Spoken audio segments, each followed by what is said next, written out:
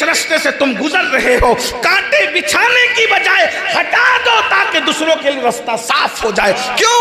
तुमने किसी के लिए रास्ते में तकलीफ देने वाली चीज को हटा दिया, अल्लाह तुम्हारे लिए जन्नत के रास्ते को आसान कर दे।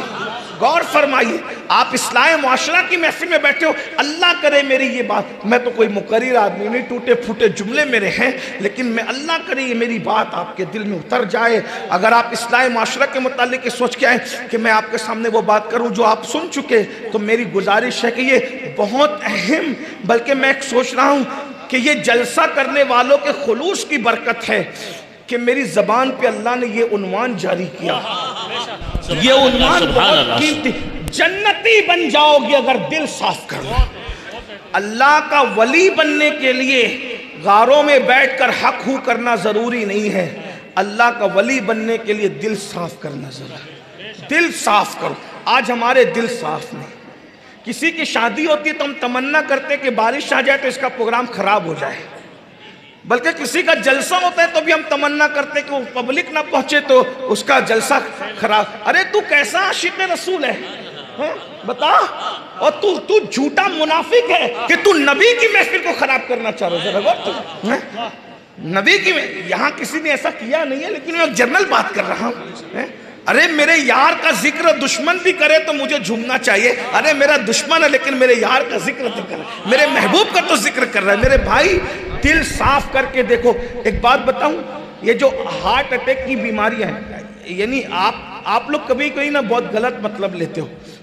हर हार्ट अटैक का मरीज जो वो गंदे दिन वाला नहीं होता, लेकिन मैं आपको बता रहा हूं, हमेशा हुक्म अक्सरियत पे लगता है, चंद लोग उससे बाहर होते, खारिज होते हैं।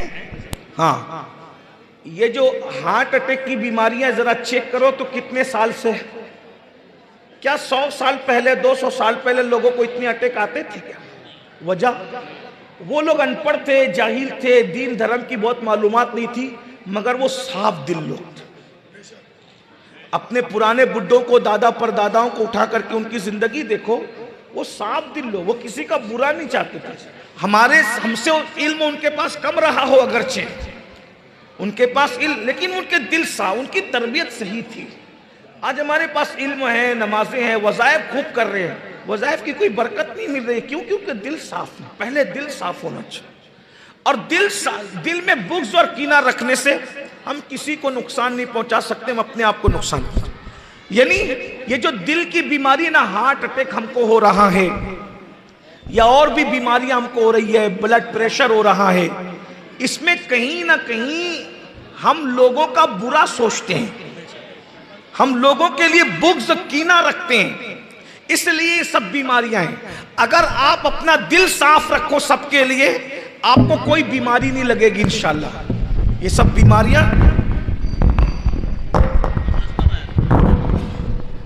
ये जो सब बीमारियां हैं, ये कहीं ना कहीं दिल में बुग़्ज़ और कीने की वजह से है। क्योंकि हम देखिए, हमारे दिल में किसी के लिए बुग़्ज़ और कीना है तो हम उसी के बारे में सोचते रहते हैं। और डॉक्टरों से पूछो, जो माहिर डॉक्टर है, वो कहते हैं सोचने से बड़ी कोई बीमारी हो ही नहीं सकती।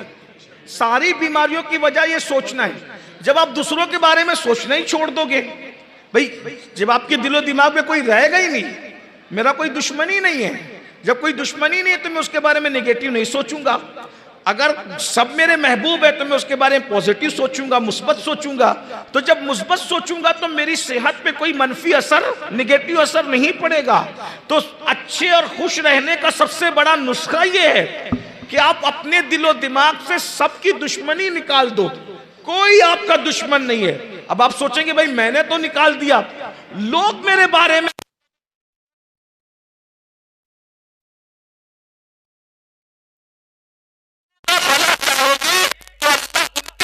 से भी तुम्हारी दुश्मनी को निकाल देगा। अपने दिल को पाक करो, दुनिया तुमसे मोहब्बत करने पे मजबूर हो जाएगी। वजह एकदम साफ सीधी बात है। हजरत उमर के हाथ में पत्थर है, रसूलुल्लाह के लबों पर दुआ है। उमर के हाथ में तलवार है, रसूलुल्लाह के लबों पे दुआ है। उमर नफरत कर रहे हैं, रसूलुल्लाह मोहब्बत कर रहे हैं। आपने देखा तलवार लाने वाला जो कत्ल करने चला था वो हार गया, और दुआएं करने वाला, मोहब्बत करने वाला जीत गया।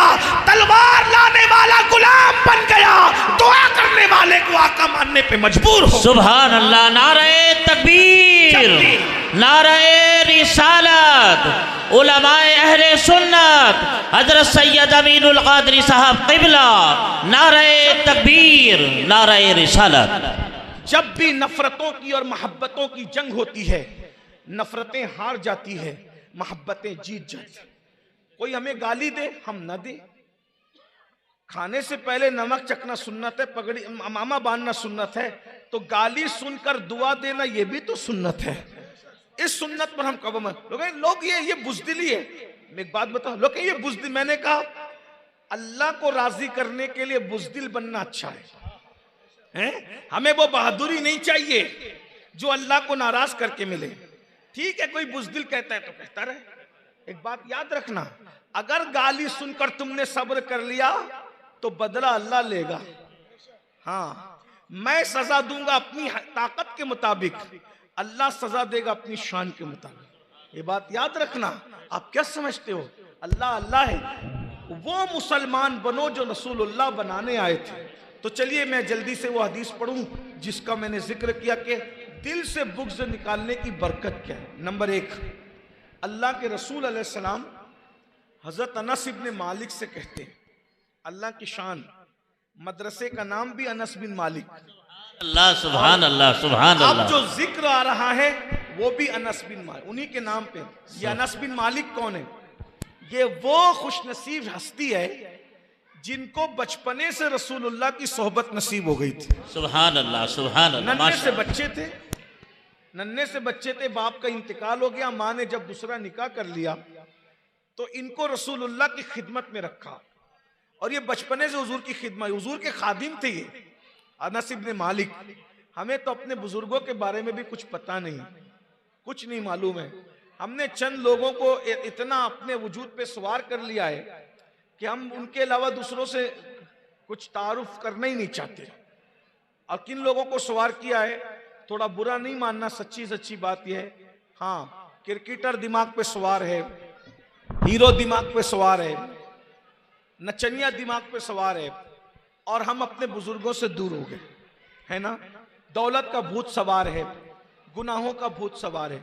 ये हस्तियां हैं जिनके नाम लेने से खुदा को प्यार आता है हम पे, जिनका जिक्र करने से खुदा की रहमतों का नुज़ूल होता है, जिनका नाम लेने की बरकत से हमारे गुनाह माफ होते हैं। ये हुजूर के सहाबा हैं।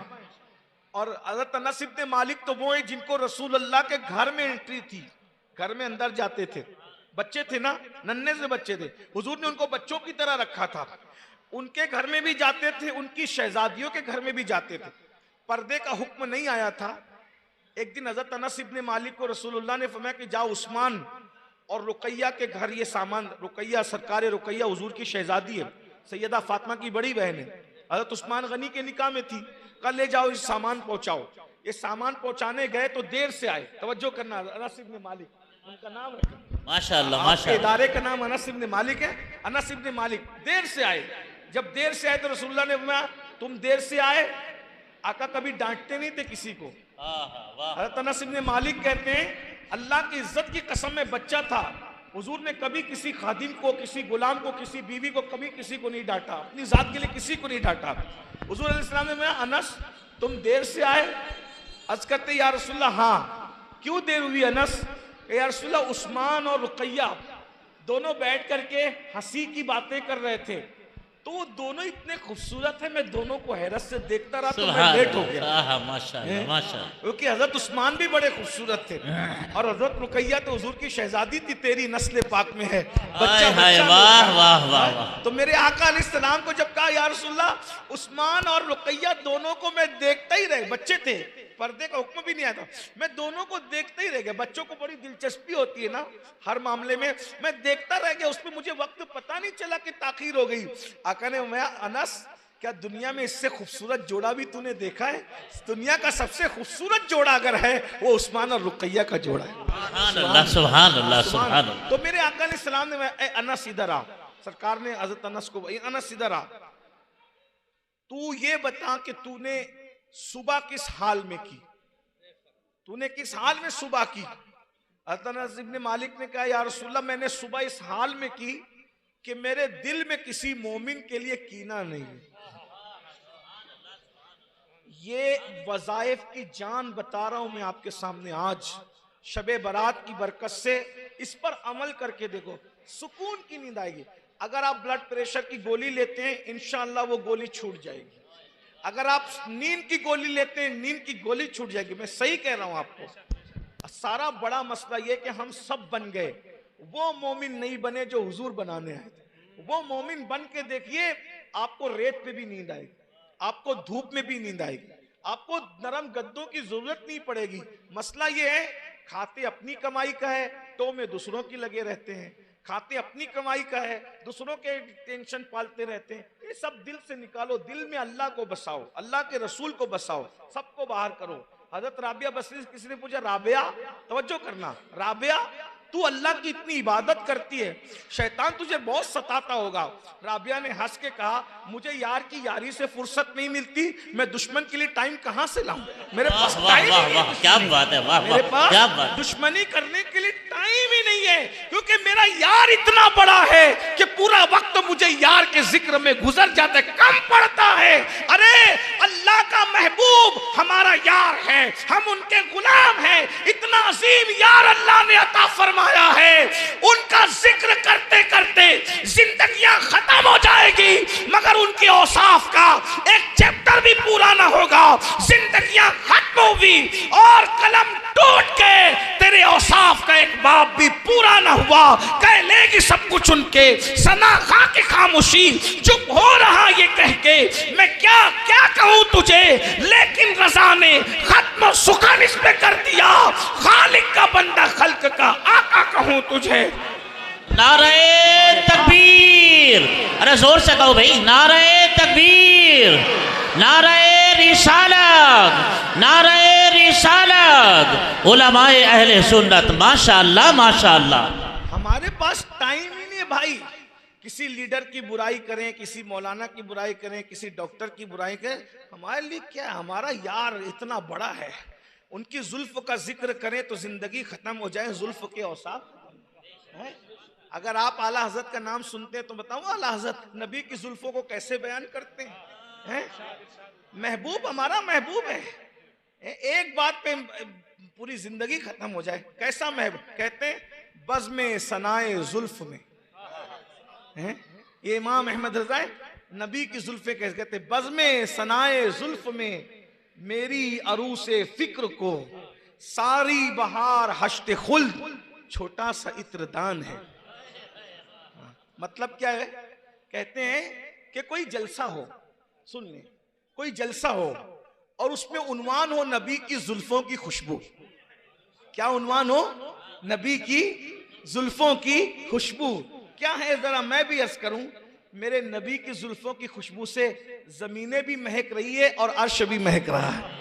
कहां खोले हैं गेसू यार ने, खुशबू कहां तक है? सुभान अल्लाह। लेकिन आला हजरत, फिर आला हजरत क्या कह रहे हैं कि नबी की जुल्फों की खुशबू का टॉपिक हो और जलसा हो, और मुकर्रिर कौन हो? बयान करने वाला अहमद रजा। ये टॉपिक किसको मिले? अहमद रजा को। जलसा कौन सा हो? नबी की जुल्फों की खुशबू। तो अब मैं बयान करने, आलत कहते हैं मैं बयान करने बैठूंगा तो नबी की खुशबू में क्या बयान करूंगा? तो कहते हैं जब मैं नबी की जुल्फों की खुशबू बयान करने बैठूं तो मेरी फिक्र, भाई फिक्र जब दिमाग में आती है तो दिल में आती है, दिल में आती है तो जबान पे आती है। तो कहते हैं कि वो उन्वान और टॉपिक की फिक्र जब मेरे दिमाग में आएगी तो जो उसकी फिक्र की जो मेरी दुल्हन है, दिमाग में जो फिक्र ख्यालात और तसव्वुरात की जो दुल्हन है, उसके सामने अब मैं कैसे बयान करूंगा नबी की जुल्फों की खुशबू को? तो मैं कहूंगा अरे मेरे नबी की जुल्फों की खुशबू कितनी ज्यादा है। तो कहा 8 जन्नत की खुशबू समेट लो। तवज्जो है? हाँ, आठों जन्नत की खुशबू को समेट लो और समेट कर नबी की जुल्फों के सामने रखो। तो नबी की जुल्फों के सामने आठों जन्नत की खुशबू क्या हैसियत रखती है? कहते हैं छोटी सी इत्र की डिबिया होती है, डिबिया, तो वो मेरे नबी की जुल्फों की खुशबू के सामने आठों जन्नतों की खुशबू एक इत्र की छोटी सी डिबिया के बराबर है। अब मुझे बताएं, जब जन्नत की आठों जन्नत की खुशबू इत्र की छोटी सी डिबिया के बराबर है, जब डिबिया की खुशबू का आलम यह है कि 500 साल से जो है वो जन्नत की खुशबू आती है, जब जन्नत की खुशबू जो छोटी सी डिबिया है नबी की जुल्फों की खुशबू के सामने, जब उस खुशबू का ये आलम है, तो मुस्तफा जाने रहमत की खुशबुओं का आलम क्या हो? सुभान अल्लाह, सुभान अल्लाह। नबी की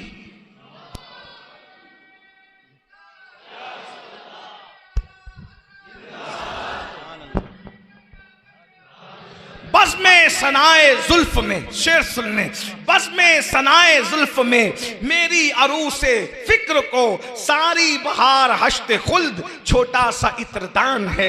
ये नबी की शान इतनी बड़ी है, वही बोलते बोलते मर जाओगे ना, जिंदगी खत्म। क्यों किसी का पे डिस्कस करते हैं? अब कोई छेड़े वो छोड़ यार, इतना कौन अहम है? नबी से ज्यादा कोई अहम है? और क्यों इसके उसके में लगे रहते हो?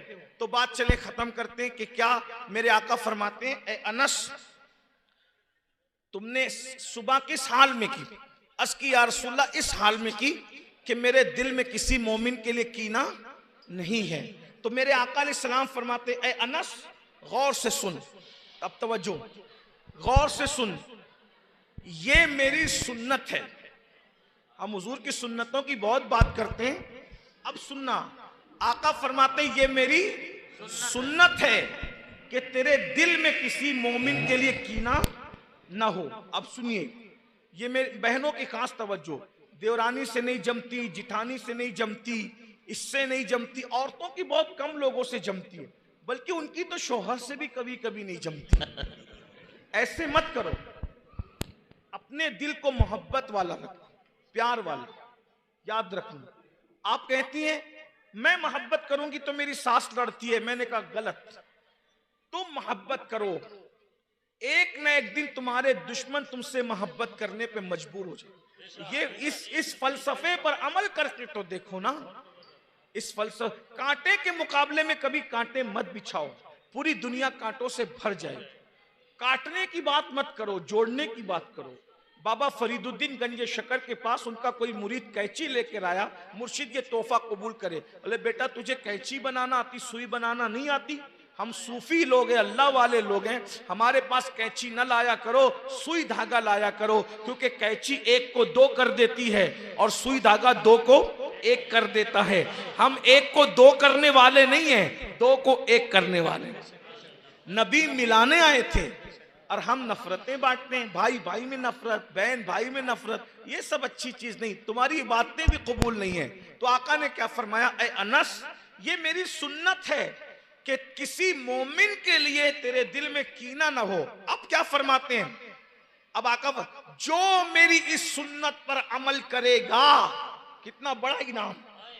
आका फरमाते जो मेरी इस सुन्नत पर अमल करेगा, मैं हाथ पकड़कर जन्नत में उसको अपने साथ लेकर के जाऊंगा। सुभान अल्लाह, सुभान अल्लाह, माशाअल्लाह, माशाअल्लाह। अगर नबी के साथ जन्नत में जाना है, अपने सीने को कीने से पाक करने का तरीका, अगर दिल चाहे ना कि सैयद साहब की बुराई करने का, तो नफ्स को सजा दो। सैयद साहब, अल्लामा साहब, इमाम साहब, नफ्स को सजा दो, नहीं अब उनकी तारीफ शुरू कर दो, जा चलता रहे, कुचलता रहे हैं। दिल चाहे ना भाई से नफरत करने का, उसको गाली देने का, तो भाई को घर में दावत दे दो, बुलाओ, चला बैठ के खाते। वो मुंह इधर उधर करे ना, इधर उधर मुंह करे, उसको बोले भाई तू मेरा भाई है, इधर आ, छोटा भी है ना तो मैं तुझे मन। रूठना हुजूर की आदत नहीं है, मनाना हुजूर की आदत। हाँ, रूठने का सबब तो तुम जानो, हम तो मसरूफ है मनाने में। तुम अल्लाह के बंदों को मना लो, अल्लाह तुमसे राजी हो जाए। याद रखिए, कोई भी रूठे, खुद से चले जाओ, बैठ के बात करो, नफरतें मत फैलाओ, मोहब्बतें फैलाओ। तुम किसी के पास चल के जाओगे सुलह के लिए, अल्लाह की रहमतें तुम्हारे पास चल के आई। घमंड मत करो, मैं पठान का बेटा हूं, मैं मुगल का बेटा हूं, मैं इसका कुछ नहीं यार, कुछ नहीं है। कब्र में हड्डियां भी, खान साहब की भी हड्डियां पिघल जाती है, मुगल साहब की भी हड्डियां पिघल जाती है।